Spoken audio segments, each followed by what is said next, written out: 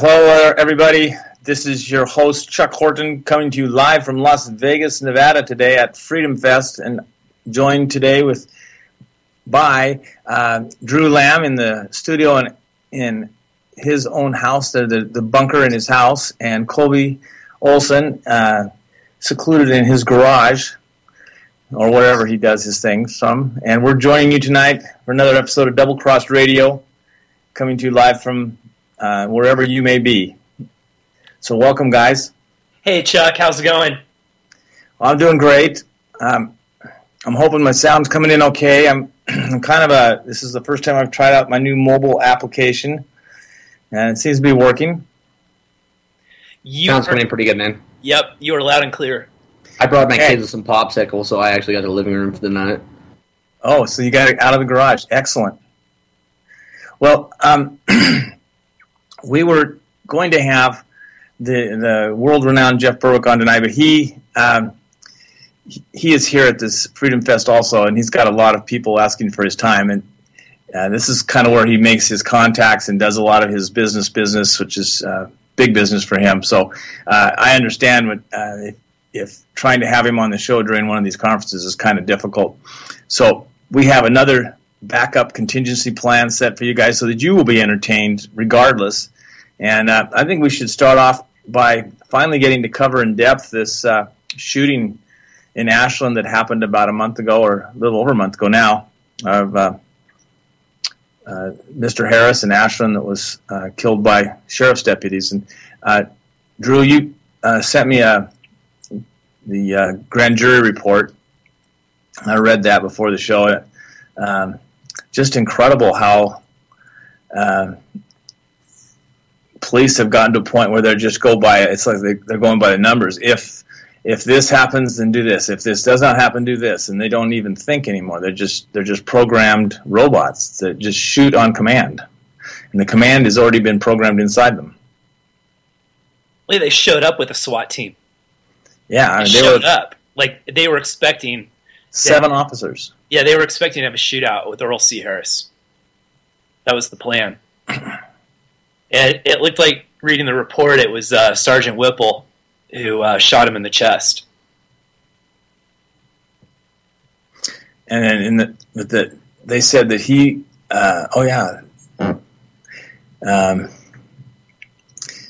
said he was sitting on the floor when they came in. When he came in, whatever. I'd have to go through the details of this again. I don't want to get information wrong. I'm gonna let you kind of tell our listeners the whole story, so they can. We've talked about this a couple times, but we're going to really go into it in depth here for the first 15, 20 minutes of the show, so that you understand exactly what happened and how this is going to happen in your community if you don't step up and start to do some proactive measures to, slow down the militarization of your police.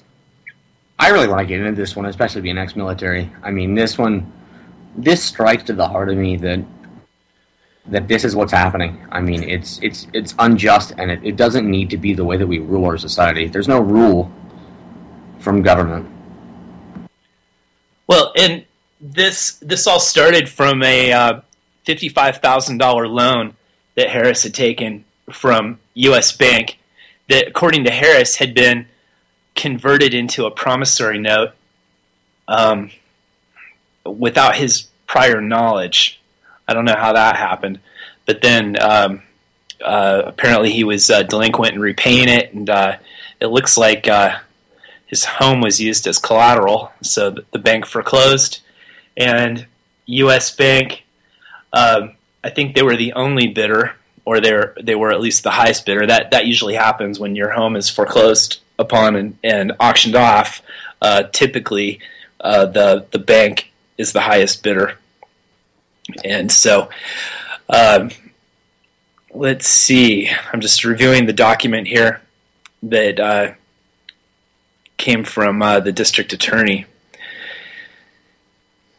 So it says, the foreclosure stemmed from a loan that Earl Cranston Harris and his wife took out on the property for $55,000 in August of 2006. In court documents, Harris acknowledged taking out the loan with U.S. Bank, but claimed it was converted to a promissory note without his knowledge. Mr. Harris filed many documents with the court contesting the foreclosure over a couple of years. On March 6, 2013, a sale of the property by court order was conducted by the Sheriff's Office, and the U.S. Bank was the highest bidder, making them the legal owner of the property. Mr. Harris attended the sale.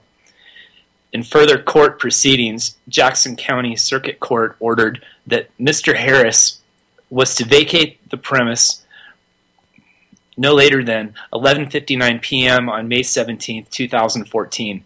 The Sheriff's Office was given a writ of execution of judgment of restitution. This document commanded the Jackson County Sheriff's Department to remove Mr. Harris from the property and turn the property over to a representative of U.S. Bank.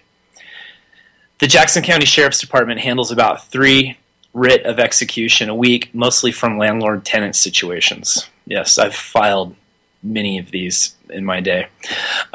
In May 2011, the Sheriff's Office was involved in a repossession of a recreational vehicle and a golf cart from Mr. Harris. At that time, Mr. Harris came out of his home with a firearm but put it away when requested.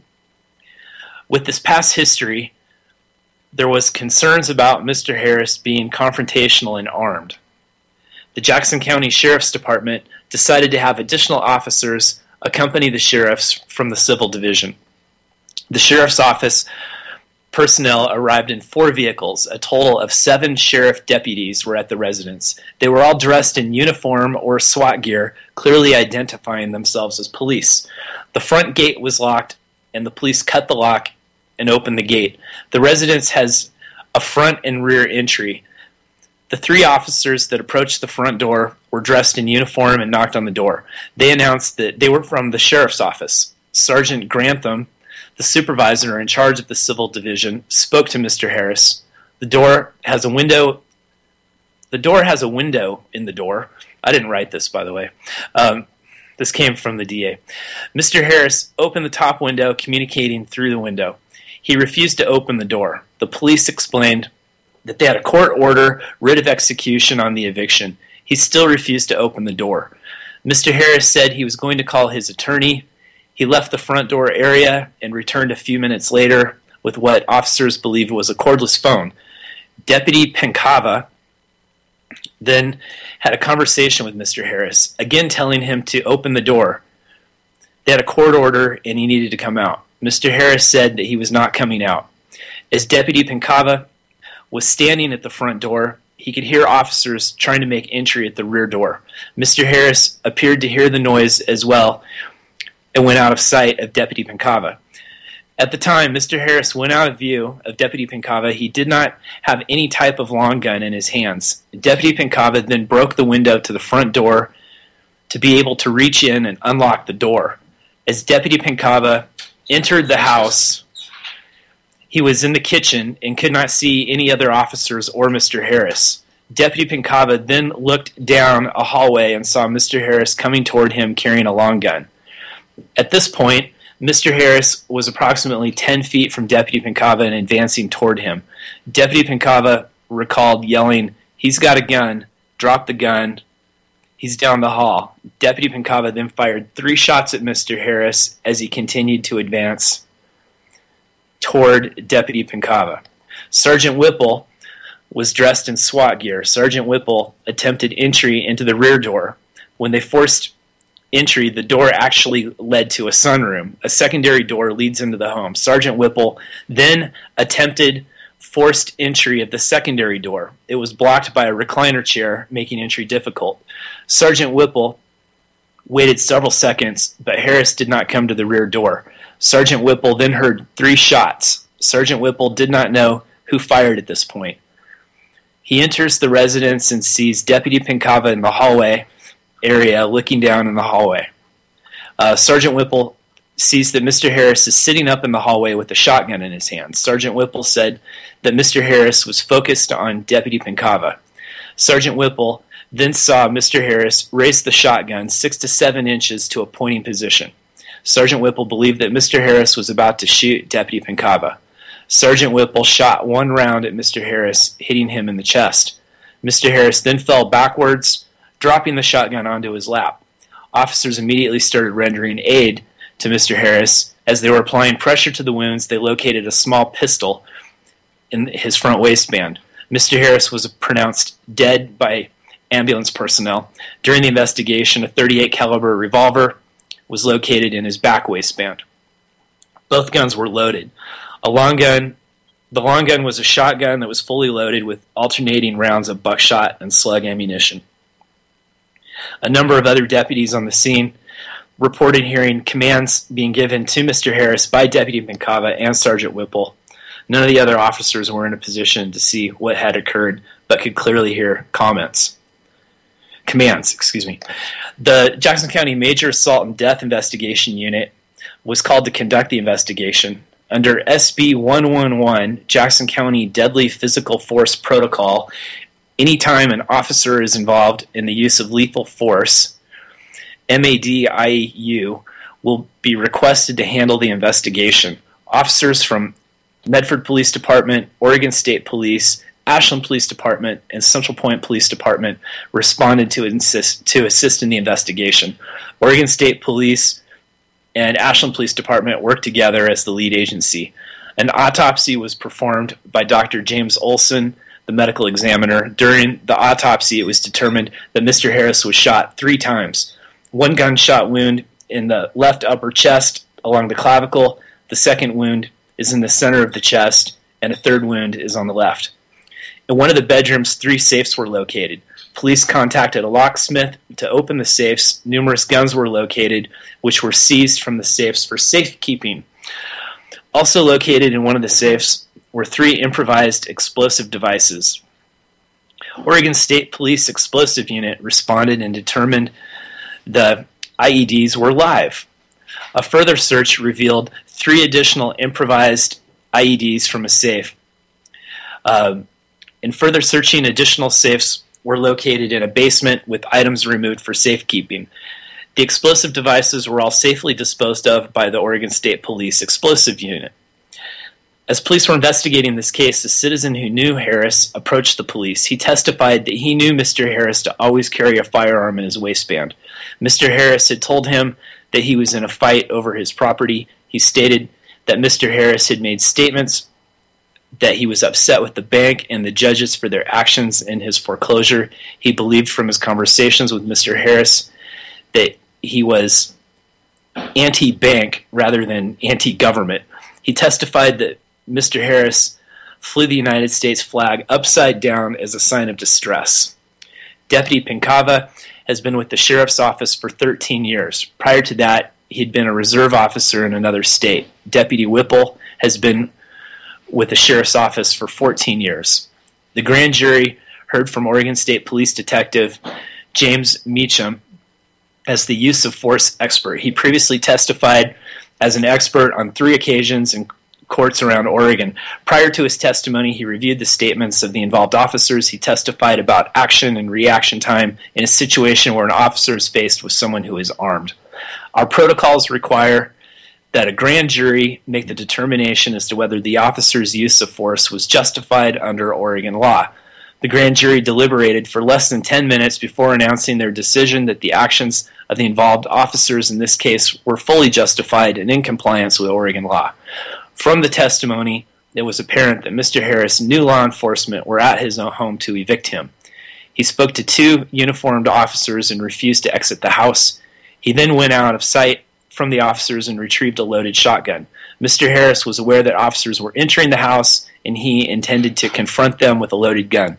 The officers testified and the evidence supported that the officers reasonably believed that Mr. Harris was about to use deadly physical force against them, giving them no choice but to fire at Harris. And that was the end of it. But they did have a choice. They had a choice to not enter the building. They had a choice to continue to dialogue. They didn't have to execute this on that day. These things are date sensitive, but I've actually conducted many physical evictions with the assistance of the sheriff, and I've had in different states even, and I've been in situations where I made a judgment call and decided that that moment was not the best moment to physically remove somebody, and it could make it difficult. Sometimes, you might end up having to go back to court and go through the whole process again. But that actually has never happened to me. And I think that if somebody had been on site who was representing U.S. Bank, they could have made a judgment call. It would have been their call, actually, whether or not the sheriff was to proceed with the eviction. It didn't have to come to this. They could have spent more time speaking to Harris, and there could have been a more diplomatic approach. So it would have taken more time. What they have to lose? I mean, Harris lost his life. U.S. Bank has a structure now that's obviously damaged and stigmatized. Drew, I'm so chomping to get in here. I'm going to cut you off even. Oh, what happened to this man? What happened to this man a while back? His wife that he loved beyond belief died, and they lost their Social Security payment. She lost her life, and she died. The love of his life died, and the Social Security payment was lost to the quote-unquote family entity that owned the house. Now, here's the problem. We have a person in a similar situation like this. Have you looked at the pictures of that trailer? I guarantee it's a 60 trailer, which means that unless it was concrete block below, it is an unsellable structure. It's not even a structure, it's just a plot of land. If it's got a well on it, it's a good thing to cap it because that's what they love to do. But that's the problem, is no one... I mean, how do you do that? How do you send a SWAT team to issue an eviction notice? I want to say this. I would just add that as we know more and more about this, it could be very possible that the loan they took out was because his wife had some kind of cancer, incurable disease, and I believe that is actually what happened. His wife had cancer, and I haven't researched this entirely. And actually, what you just read to me, I haven't seen yet. So it's honestly it's enraging to see to me, because what I'm hearing is a military-style tactic taken out on an old man that just lost his goddamn wife. And I'm sorry I'm cursing, and I don't like doing that, but I mean, seriously, he just lost the love of his life to cancer. And yes, he's in his 70s. Because for Social Security check is coming in, he's what? Well, he may not have been married to one woman his whole life, or not, but he found the love of his life. They lived their life out together. I mean, he's got nothing to lose. So when you come at him like his property is an issue, and technically he's supposed to get survivor. So if they weren't technically married and they just lived together, he would never get survivor for Social Security, which is a gap differentiation that they do. If both of you are on Social Security, I think they do a gap difference between the one that died and the one that's living, so that you can still live. They try to equal you out, but it takes a while too. I mean, shit, I've been waiting on VA benefits for 4 years, so I can understand. But it's appalling. Why would you send a SWAT team? Why?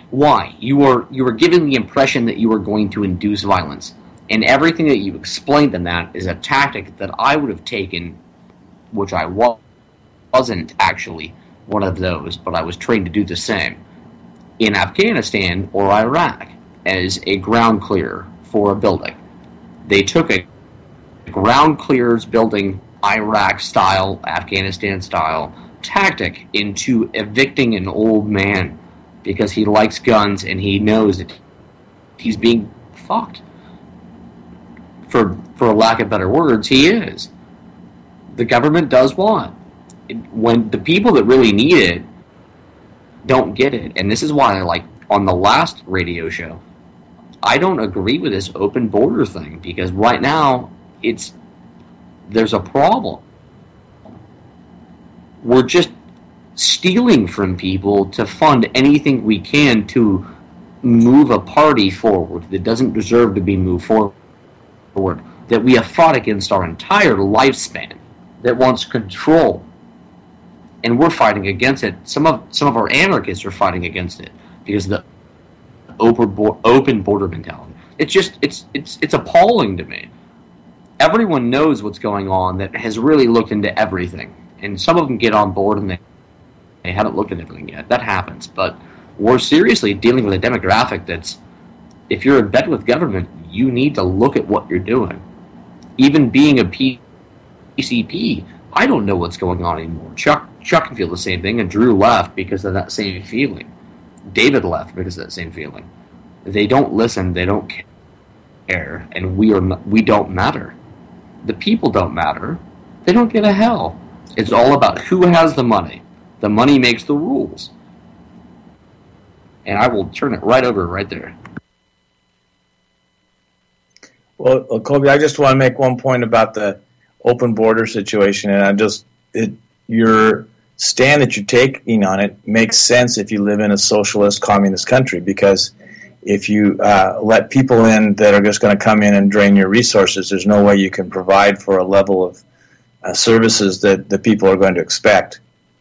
But if you didn't have a socialist medical system, socialist school system, socialist everything else, if you didn't have welfare and food stamps and all these other things, and all Chuck, these goodies, I agree with you. Then you wouldn't even need a fence. Wouldn't need to check people's status coming across the border, other than just to make sure they weren't criminals. That's the only thing you'd check for, and you just let them in. And if they didn't find work, they'd go back. But that's the thing, is we have destabilized so many countries through our wars on drugs, our illegal gun running, and so many other things that we've created this epidemic. And it's only serving one purpose that you know, and Drew really knows this too. I think that the utopia is far off, and maybe one day we will get there in an anarchist, quote-unquote, state where we don't have the border. Socialism, I'll tell you that. Utopia is socialism. There'll never be utopia. No, there are always bad people. But here's the thing. The border complexity that we're seeing right now is not the right thing. We're seeing a lot of voluntary people doing good things for this, and that's a good portion also. We're seeing voluntarism, and it's an amazing thing. You're seeing conflict, but at the same time, coercion, which are, and I think the protesters are they're being defensive in the way they're using it, so I think that's justified, but they're being forced to accept something they don't want, which is not justifiable, and that's being done by the state. They're even lying and being secretive about it. They don't let the press, when the press went to view some of the quarters where this new wave of immigrants were being housed, they weren't allowed to take pictures, to talk to anybody, to ask any questions. They just were kind of led through there like zombies and then out, and then that was their press exposure to all this. So it's obviously they have something that they're doing this for. It may be to cause a diversion so they can do their other nefarious actions that they're engaged in this administration. I don't know, but it could just be a simple vote buying scam for the future. I have no idea, but I do know this, that these people wouldn't stay if you didn't live in it. Basically, we're pretty much a full communist country at this point. We've adopted every plank of the Communist Manifesto. I don't disagree with you. We're, Common Core was adopted by 46 of the 50 states. That's the communist education system. It's the John Birch Society and the New American. They've been warning about this since the 50s, and everybody just laughed at them, called them kooks and wackos, but they were right, and we've been conquered. I'd like to jump in a little bit. I often hear the comment about how anarchists will never be able to aspire to a utopia, and anarchism doesn't need that. It's just a matter of making choices and dealing with certain people. The state can continue to exist, but I could still be an anarchist, and I could still live my life without the state interfering with it. And as long as I am surrounding myself with other like-minded people and doing business with them, and ignoring the state, I've achieved my utopia. You know, it doesn't matter. Somebody else, my neighbor, could be a socialist. That's fine. You'd actually, if the state ceased to exist, you would still have groups that were socialists, and you'd have groups that were communists, and they actually could coexist in a ANCAP society as long as they didn't aggress against the anarcho-capitalists. But they would. Ultimately, they would, because that's just the mindset. That's because nobody's going to be foolish enough to follow their quote unquote great ideas for humanity, because they have such a poor track record of death and destruction following behind them in their wake. Well, right, and you can't implement a socialist system without the use of force. Well, that's exactly right, but it's conjunctive too. I mean, it's a very complex system. We've got ourselves admitting all of this quote-unquote freedom in other countries, and I went over this earlier on the other show. I mean, it's the same thing, as we've got all these quote-unquote freedoms being injuncted overseas in other places, but we can't actually stand up and produce freedom for the countries below us. Why don't we have a fence with Canada? Because they have everything they want. They don't care. They have natural resources. They're honestly restricted on firearms to an extent, but they're actually kind of happy with it, and they don't care. If they really felt that repressed, they do try to come over. It's very few. To paraphrase Ron Paul, the problem with fences is that they could be used to keep people in as well. And that is clearly what this country is trying to do. It's trying to at least keep the resources within the borders. And even if you manage to get out of the country, they'll still lay claim to your labor. You know, and that's what... But we don't actually use our resources. What do you mean? We conserve our resources. In real retrospect, if you look at us. We don't really use our oil. It's only certain chosen elite get to use the resources. The rest of the people are fenced off from them. That is true as well. But at the same time, do we really use our resources? Our environmental protection acts and everything that we've done have done what? They've blocked off our resources to where unless you're rich and can fight a lawsuit, which many people can't, you're blocked off from resources. Now think about this in a long-term scale. If you consume resources and even just raise it to the point financially where other people have to pay more for the resources they already have on their own land, and like hay, milk, anything you can think of, honestly. All we've ever really done is raise the price of our resources through inflation and quantitative easing in order to actually make it to where we can sustain later when everyone else is screwed. It's kind of weird, but we do this. I'm not sure that what's out there is the finite amount of resources available. I think that saving resources for a future when they're not needed is kind of foolish also. And I completely agree. The price of energy really has a lot to do with how well your economy functions, and by enacting these regulations on the coal-burning electric plants and passing all the EPA regulations, taking out all the hydroelectric dams, they're reducing the capacity for the United States to enjoy cheap electricity. And there was a time in the 1990s when the rest of the world was complaining that it was half as expensive to produce anything, with the energy costs being that much less in the United States because of the way we managed our resources. And I think that they've tried to change that to make it a quote unquote level playing field. Well, it's not level. The rest of the world pays their people slave wages. They have environmental degradation like you can't believe. They've China people can't hardly breathe, and so it's. All these things are best left out of the hands of government because they don't know how markets work, and they don't have a clue really. and they never will. The best thing is to leave these things to markets, let the open market, the free market, establish a solution through cooperative means, and it doesn't cost people more because people do it out of willingness, and there's no motivation, or actually there's no incentive to go out there and pollute and be known and get a reputation as someone who's raping the earth, because there's in a free market there's lots of competition, and people will avoid buying your products that you produce because they don't want to support what you're doing. But when you have a monopolistic system that's controlled by government force that uses regulations to limit competitions, these elites, they do whatever they want. No one. What are you going to do? You're going to stop buying food? You're going to stop buying cars? You're going to stop buying gas? No. Gas is a good point. I mean, there was a documentary on Netflix for a long time that talked about a carburetor, I believe it was back in the 50s or 60s, that got 100 miles to the gallon, and Shell bought the patent to it for like $2 million, and they just buried it on a big block V8 even.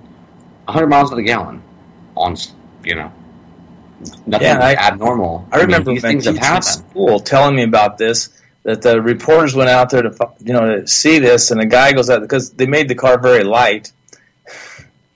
The guy goes in the garage and he just puts his hand on it, his fingertips of his hand on it. He pushes it out of the garage with just the fingertips of his hand. So it was a very lightweight car. It may not have been very safe to drive, and that may have been why they decided not to produce it. But it also, I'm sure, would have gotten much greater gas mileage than the cars we get today.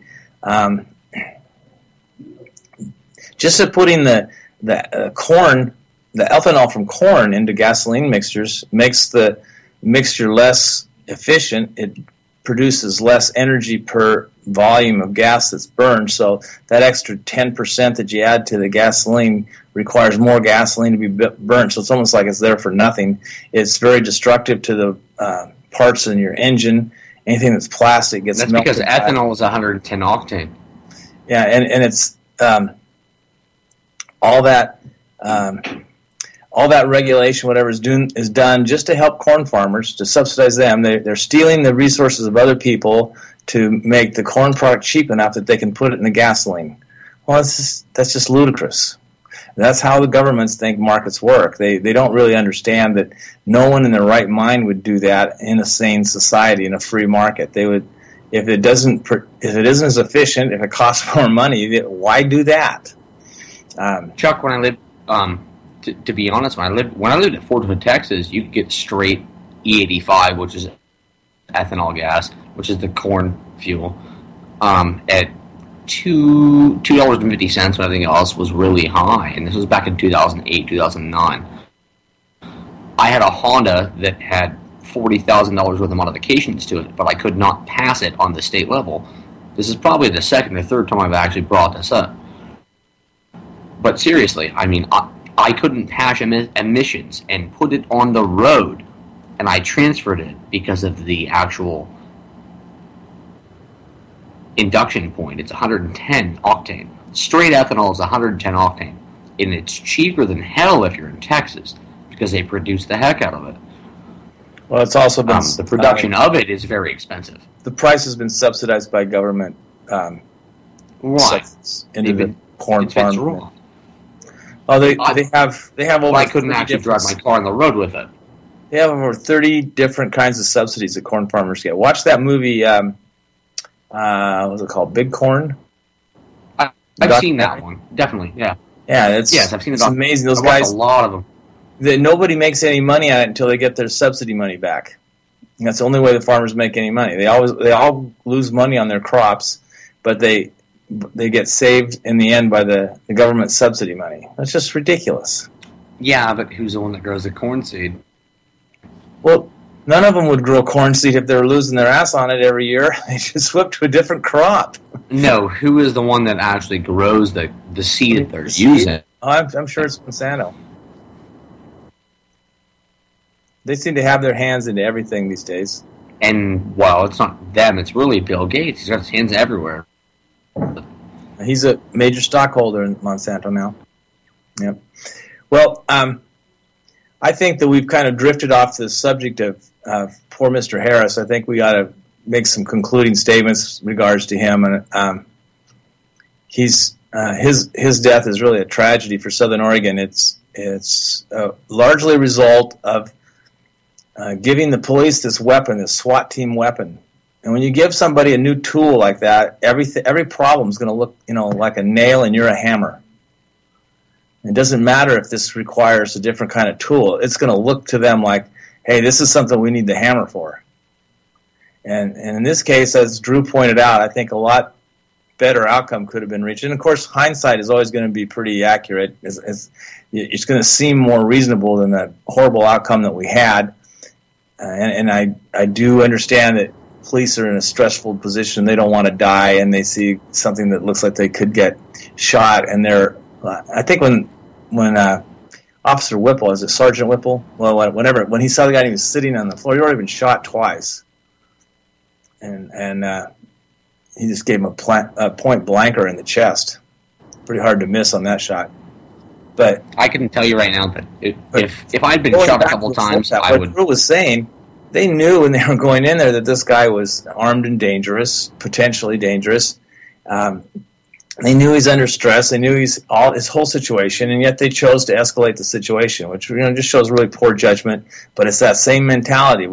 They've been trained to operate as a SWAT unit in a certain manner, and as police officers a certain manner, and it's military training. It's how you act in a theater war. It's like rules of engagement, and they're just taught over and over and over again that this is how you react to these situations. It saves your life. Well, it saved the police officer's life in this case, but I don't know if this is. I don't want to chime in on that one. There's a reason the founding fathers put in the Constitution. The statement said there was never to be a standing army in the United States. And what difference does it make if you've converted your police over to a standing army, whether you have that in the Constitution anymore? They've been trained by the federal police task agencies. They've been given surplus military equipment like MRAPs, and they've been trained in the SWAT team raids are similar to house-to-house combat that they do in war zones, and they're the equivalent of a standing army. And this is something that we should never have, because now on the other side we have all these movements out there to try and take guns out of our hands, to demilitarize the public, to take away our ability to stand up to brutal police forces, or police forces that are corrupt, like down in New Mexico, where they kill people just for sport, it seems like. And they seem to get away with it time after time after time. They've got the grand jury wrapped around their little finger. So I think this is really serious tragedy that's happened in Southern Oregon, and I think that I would hope that people in the community wouldn't react to it so emotionally, and it's hard not to. I have an emotional reaction to it. When I first heard about this, I just almost wept. But we want to logically say, what is the future going to look like if we continue down this road? And I don't think it's going to be very pretty. People cowering in their homes and just hoping and praying the police don't come knocking at the door. And I don't know how to live in that kind of society. And so I would just hope that you get a chance to talk to anybody about this, or it gets brought up in a conversation and group that you're within, that you kind of bring to everybody's attention that this started a long time ago, back in the 80s, when they started creating SWAT teams and started the process of militarizing our police. And as it gets more and more militarized, they become more and more a standing army on our own soil. And they're being used against us. They don't follow the rules that we have to follow anymore. So that's what I think is the sad thing that we have to learn from this. And but my thoughts and prayers and best wishes, condolences, and everything else go out to Mr. Harris's family and surviving family. This is just a tragedy that nobody should have to deal with, to be killed by your own government. And I know that there's people out there that say he had it coming, he shouldn't have had a gun in his hands. The man was losing everything he had. He just lost his wife. He's losing everything. Can you have just a little compassion? I mean, have you no shame, Jackson County sheriffs? Are you just hired guns? Are you just mercenaries? Are you just hired killers? Is that all you're good for? Or is there still something in there called protect and serve in your oath to take office? And you serve U.S. Bank, but you also serve Mr. Harris. And just you need to take that and have it in balance, and you need to find a way to help him with his situation and allow the rule of law to stand on the property. Now, if the U.S. Bank may have been complicit in fraud and getting him to sign a paper that he didn't understand what it was so that they could come by and foreclose on his property later because they knew he couldn't pay this off. Or maybe they should have allowed the loan. Maybe he was desperate because his wife was very ill, which I think probably was the case, and it was willing to sign his name on anything. And so that'd be called a signature under duress, and I think that would be classified as invalid because it's kind of a forced signature. And anybody that takes advantage of somebody in that situation is really just pathetic. It used to be that hospitals around this nation wouldn't refuse service to anybody. It was a Hippocratic oath. Someone who's sick wouldn't have to worry about going to mortgage everything they owned to get treatment. And it's the road to fascism is the road to serfdom, and it's a horrible, horrible end to a civilization, a once great nation. The vampire economy is going to suck out everything it can out of this economy, and it won't leave anything left that's very pretty. It's going to just devour you. It just puts its little plunger into your heart and sucks all the blood out of your body, and you're left with nothing. Not enough to live on. You're just a wisp, and you just float away. And then they go on to the next victim. And every fascist economy always ends up the same way, and that's kind of what it's looking like here right now. I know before I was talking about communism, socialism. In fact, now I'm talking about fascism. They're all three sides of the same coin. It's a three-sided coin. They're all collectivist systems, and they all end up the same. And it's one of the great lessons in the book, Road to Serfdom. If any of you haven't read it, you need to read it. F.A. Hayek. It's a classic. It's still in print after over 50 years. I think it's 60 years now. And if you haven't read it, you need to read it. It's an anthem for liberty. So this has taken up almost all of our show. Drew, do you have anything other comments to add on Mr.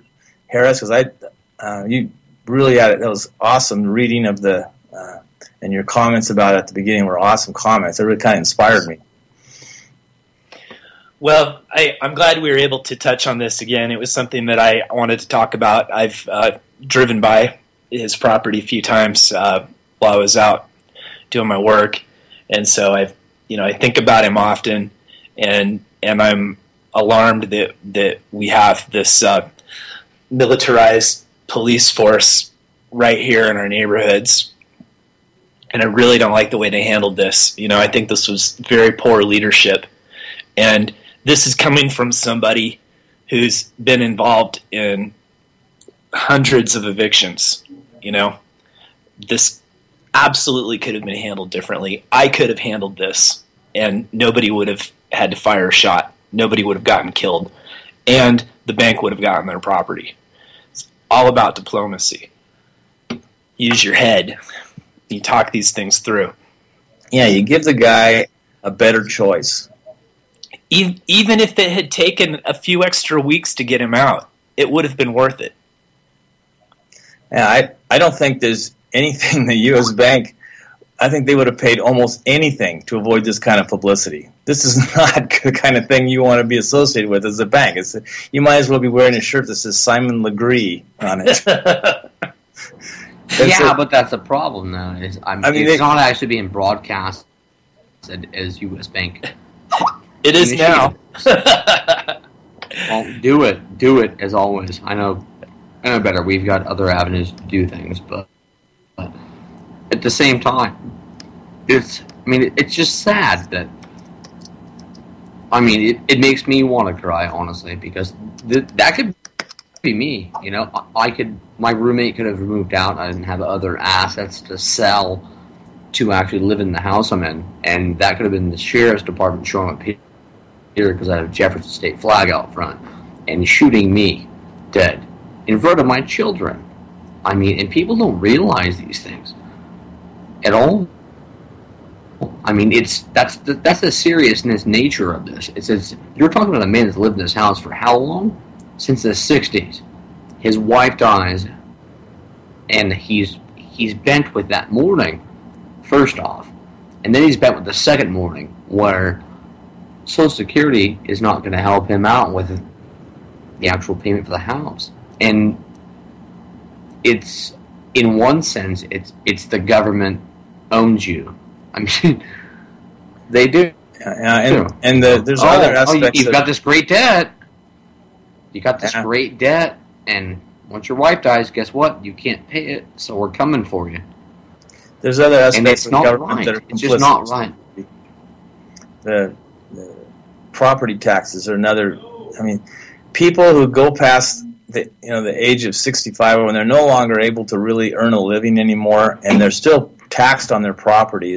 That's just obscene. In fact, it's obscene that they're taxed. Anybody's taxed on their property, but it's even more obscene when the people really are in a state at a position in their life when they no longer have the ability to make those payments. So that, in a sense, they get they never really own any property. It's always just rented from the state, and that to me seems really awful too. And that's probably one of the reasons why this. And the guy may not have been very good with money either. I mean, he obviously spent a lot of money on guns and explosives. So, maybe he was putting his resources in the wrong spot. But that aside, people have the right to be wrong. And he hadn't hurt anybody, unlike the sheriff's deputies. See, but that's honestly the thing, is the actual structure that he was living in isn't actually something that they can use for a sellable purpose for that land at all. If you look at the pictures of the trailer, there is no way in hell. Yeah, and that was kind of he is allowed to use that actual structure for sale purposes. Nor is Bank of America. Besides saying, "Hey, come get it; it's free. We want it off the land." Well, and that's kind of the point I was making. That for U.S. Bank, there had to be a better solution for them. A $55,000 loan. They just it's going to cost them millions probably to overcome this bad publicity. I mean, this is not a good business decision either. And as Drew was saying, there's so many better options than what the course of action was taken, and it's just a tragedy. And no, but we shouldn't leave these kinds of decisions up to people that think every problem is a nail, because their only tool is a hammer. They only have one action. I completely agree with that. That's the problem. Well, our local news did the same thing. We see this meme around Facebook all the time that says we need more Mayberry and less Fallujah, with Andy Griffin on there. Yeah, and that's pretty much it. I mean, these guys were out for blood. They dressed up in their silly costumes and went out there, with their AR-15s, and they wanted to hunt a man. They were on a man-hunting adventure. And it was planned out. They don't have AR-15s. I don't know what they're using. They're using actual assault rifles, quote unquote. Regardless, I doubt. Oh, you're saying that they're using full auto weapons? I think they. No, what I'm saying is that they actually have select fire, so they can go single shot, or they can go 3-round burst, or they can go full auto. The cops have whatever they want. It's not like you or me filing a tax stamp and getting it silenced. Right, exactly. Right, it's completely different. They get whatever they want. Yeah, that's a topic for a whole. I build AR-15s. I build AR-15s, and they don't have AR-15s that are semi-automatic. They have whatever the hell they want, whenever they want it.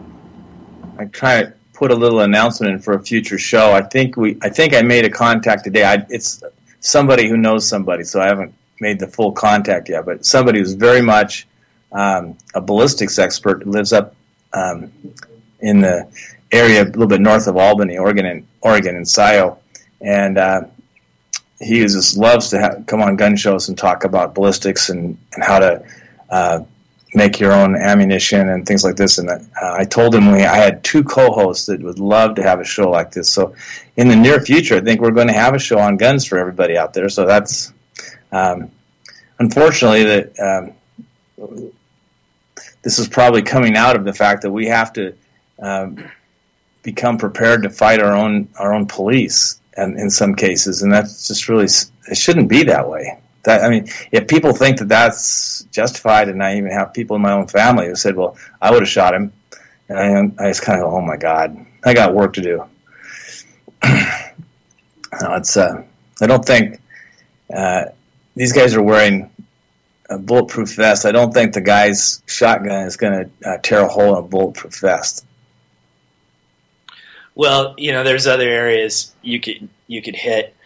There are, and it's, but he'd already been shot twice when he was sitting in the hallway, and I think that he was probably already in shock, and the guy they were panicking. They'd never been in such before. They were scared out of their wits, and so they just shot him. Well, the problem is that they could claim that it was done in self-defense, but they put themselves in that situation. That's right. And they escalated it to that point. It's like if you stepped in front of a truck and it ran you over. You put yourself in that situation. So, yeah, the militarized police. I mean, it's a problem that with the gear that they're given, as well as the atmosphere that it creates, and it's not even just that, man. It's the training that comes with it. I mean, I've been through this training. I know this training, but I actually, as a soldier, in 2 different atmospheres, took the medevac aspect, and I took the non-combative. I cannot shoot unless fired upon. Right. I can call in airstrikes. I can call in all these things. A-10s, Harriers, whatever I want to call in, I can call it in. But the difference is I was fixing people. And even then being a soldier, you still put yourself subjected to a PTSD environment. And now we have a war on veterans. We have a war on 3%ers. We have a war on anarchists. We have a war on everybody. We have a war on the insane clown posse, for crying out loud. And they're really not that cool. I mean, nobody cares. Yeah. Nobody really, if you really care about the insane clown posse, you probably should get a life. No offense to anyone, but the music was cool when I was a teenager. But they're not a terrorist organization. So, no, they're just KISS copycats. Yeah. They're KISS in a more like semi-rock era. Yeah. I used to listen. But in the same point, it's like we've created so many different demographics of quote-unquote terrorists that we don't have real people anymore. So if you're on the side of Cassandra Rules and you're on the side of PM Beers, you're a quote-unquote anarchist. If you're on this side, you're this. All we have done is divide everything into subjective matter that could be placed against each other. And it's horrible. Because most of us actually have the same objective. But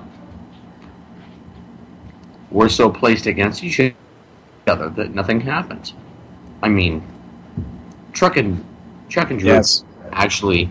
I would agree into it a decent in-depth conversation for another 2 hours on how that's happened in the Republican Party with the Ron Paul movement, this, with AFP, and with everything you could ever imagine. And they know exactly what I'm talking about. And there's good reason for these groups to not trust each other because they get infiltrated by people who are really lacking in integrity. And so you tend to paint everybody with that same brush. I mean, I don't like to tell people that I'm a PCP in the GOP because I don't want to be associated with those people.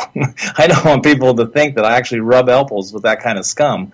But, and there's certainly a lot of Liberty people that are PCPs that aren't scum, but that alley guy that was the head of the state. You and I are too. Well, that guy wanted to shake my hand, and I really don't want to touch him. Right. I wanted that to rub off on me either. But, I mean, we've done so much, and there's a lot of people that have left the movement and just been like, no, I'm in between.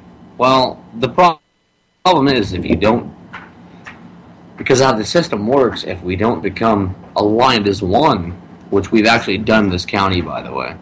It's been done in mine, Chuck and Drew's county. We have the numbers now. We are the leading pack. Thank goodness. Yeah, and the same thing happened in Lane County, for goodness sakes. Can you believe that? The system was overthrown in Lane County by a bunch of peaceful anarchists? Wow. What? Let's give a big shout out to Dwayne up there. He did an awesome job.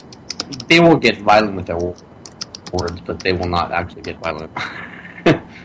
But, yes, exactly. I mean, there's been a lot of movements that have overtaken things, and sometimes being involved is actually the true faction that you need to find.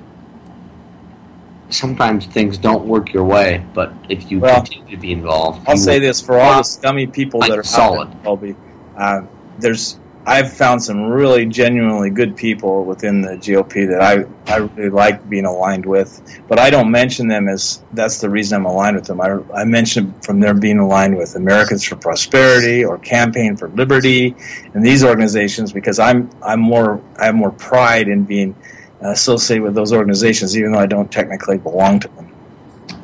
Well, because I think those are good people that are actually trying to be very positive, and they're not out there to try to serve some special interest. They're just out there for general principles of freedom. And those individuals, there are a lot of those people. I'm going to mention one of them by name. I think Tom Steen is just an awesome guy. I am so glad that I've met that guy. He's very inspirational. So we were getting close to the end of the show. This went by really fast. This was very interesting for me. I hope that everybody out there listening had the same level of enjoyment of this conversation. We covered a lot of stuff, and we were just going to try and talk about this senseless death of a local resident that's really kind of upset the three of us very much. And I'd like to, in my mind, I'd like to see his death mean something in our future. As a veteran, I can say that, honestly, all I saw out of what was stated by Drew was military tactics being taken. And that really appalls me, because that's not... When I was in the military in Afghanistan in 05-06, this is kind of what I saw. Okay, good night, everybody. Thanks for listening.